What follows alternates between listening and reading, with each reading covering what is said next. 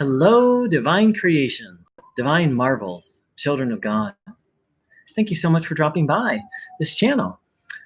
I just had a really, and to anyone who's new, a very warm welcome. I just had a really powerful realization, insight, and I wanted to share it.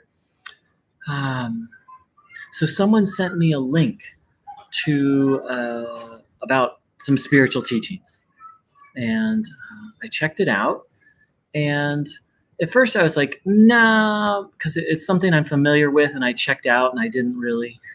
I have a puppy trying to bite my ankles. Yes, Lucy. Maybe Lucy wants to say hello. Hi, Lucy. And it's something I've checked out before and didn't really resonate with. So I was kind of like, don't really, up. Like, I don't really want to check it out, but I decided to. And at first I was really resonating with and enjoying it.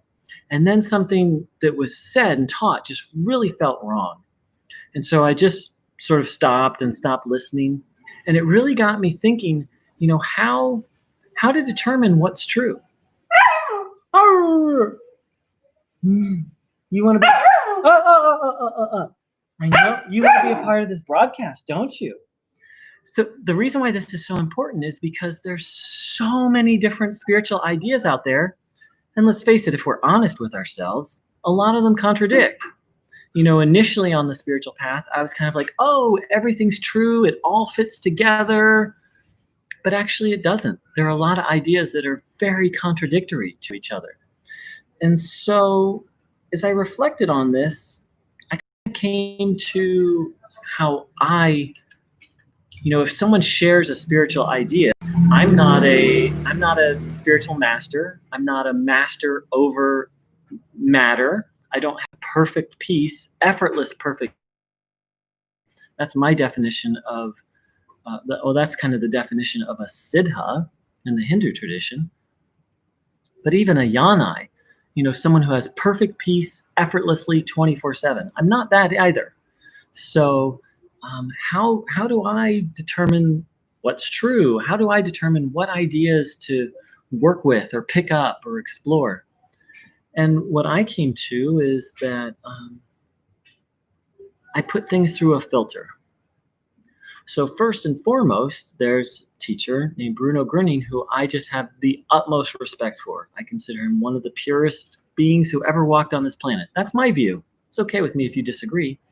But so first and foremost, if you share or anyone shares a new spiritual idea with me, I put it up against that. That Bruno and his teachings, that's what I trust the most. So first, I put it through that filter. And if the idea resonates, then great. Then I put it through my second filter, which is the original 12-step program, which is a path of surrender to the divine. And if it resonates with that, then great. Then I put it through my third filter, which is qualified non-duality, Vishishta Advaita Vedanta, which is very related but very different from Advaita Vedanta. Then if it passes that, then I put it through the teachings of Ramana Maharshi. Not so much the philosophical teachings, but the practical aspects of what Ramana taught. And then if it's still good, or if it's very close, then I'll take the idea seriously. But if it fails any of those tests, then I'm not interested in it. Because, for example, this particular teaching was connected to law of attraction. Hey, if you're into a law of attraction, great, go pursue it. But for me, it fails each one of those things. So each one of these things, the teachings of Bruno Gröning, the original 12-step program, Vishishta Advaita, the practical aspects of what Ramana taught, this thing failed each one of those. It was when I say failed, it's in deep contradiction to each one of those. And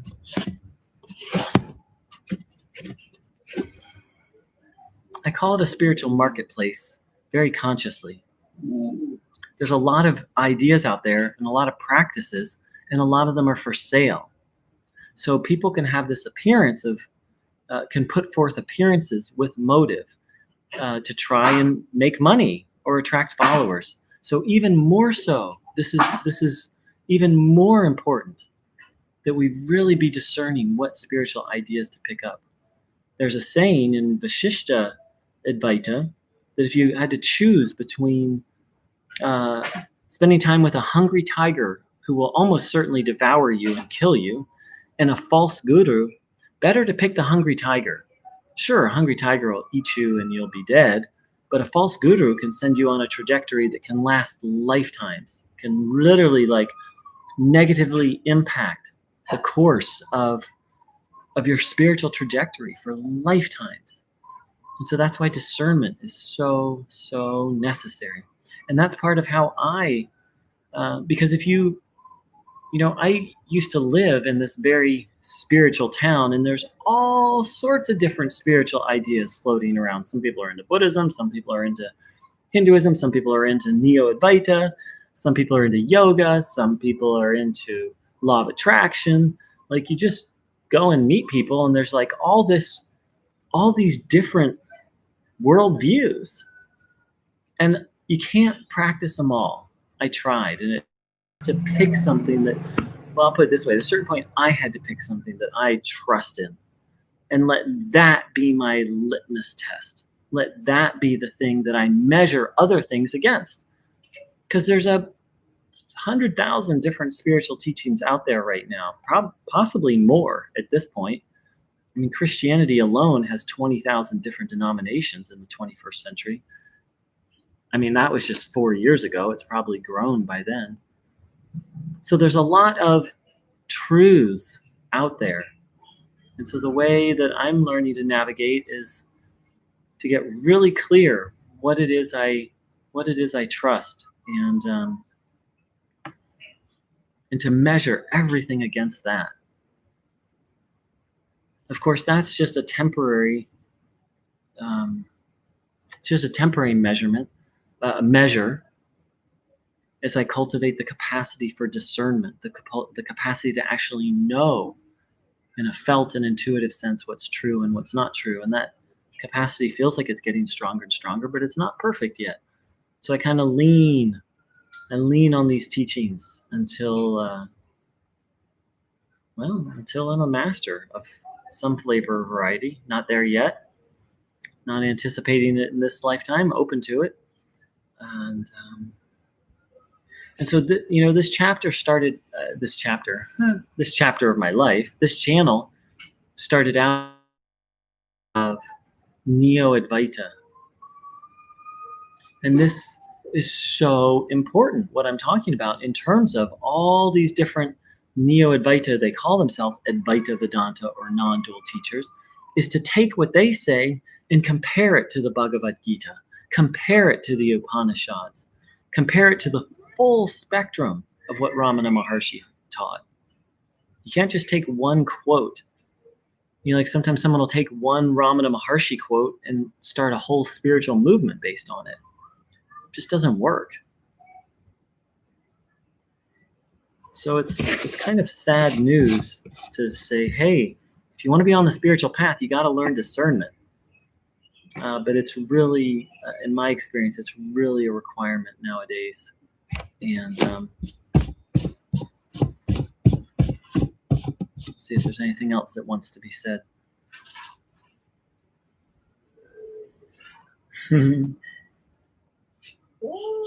think Lucy wants to go for a walk. She's biting her leash. Do you want to go for a walk, Lucy Goosey?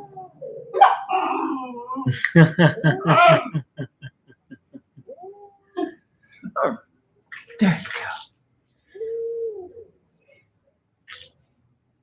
So thank you so much for joining in. I hope this is helpful, and I especially urge people when it comes to anyone claiming to teach non-duality that they come check it out with the Bhagavad Gita. Non-duality is based in the Bhagavad Gita, the Upanishads, and the Brahma Sutras. And most of the non-dual teachers out there, what they're teaching is literally it's partially in alignment with that, and then the rest is just completely misaligned with that. So I really invite people to educate themselves about traditional non-duality so that they can and see, this is part of the problem, is modern Neo-Advaita teachers say, like, "Oh, you don't need to know anything, just drop the mind," or um, if you say to such a teacher, like, "Well, what you're saying contradicts the Gita, the Bhagavad Gita," they say, "Who is it who wants to know?" Or drop the mind. It's here now. Immerse yourself in the self, and then you'll know, and there'll be no need for scriptures. Well, that's true, but it's also not true. It's kind of this, it's like they're pointing at the absolute truth, but the pathway they're offering to get there, dangerous.